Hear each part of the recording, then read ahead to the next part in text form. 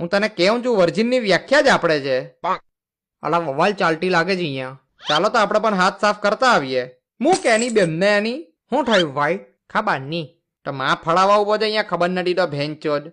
Accident થયું લાગે છે. છોકરીનું થયું હોય તો જ આટલું પબ્લિક ભેગું થાય. બાકી છોકરાનો એક્સિડન્ટ થાય ને તો કોઈ જોઈ પણ નહીં એની અમે. પણ જો કોઈ છોકરી પડેલી દેખાઈ જાય ને તો પુણ્યનું કામ સમજીને દોડતા જાય બધા એને ઉચકવા. મને એકવાર એક્સપિરિયન્સ થઈ ચૂક્યો છે અને એક છોકરી યારે મારો એક્સિડન્ટ થયેલું ને ત્યારે પડેલા અમે બંને પણ ઠરકી કાકા ઉચકવા ગયા છોકરીને. મેડમ વાઈકું તો નથી ને મેડમ? 108 બોલાવીએ મેડમ ને. ચાલ આ બધું તો ઠીક છે, આપણે આવા ઠરકીઓના સપોર્ટની જરૂર પણ નથી. આપણે જાતે જ ઉભા થઈ જઈએ. પણ ત્યાં એક કાકો ઉભેલો હતો જેને ખબર પણ નહીં હતી કે અહીંયા શું થયું છે. મારી સામે જોઈને કે આની જ ભૂલ છે, આજ ગમે તેમ ચલાવતો. પછી મારો બાટલો ફાઈટ. મેં કીધું તારી માની ભૂલ છે કે તને પેદા કર્યો ચોઈડા.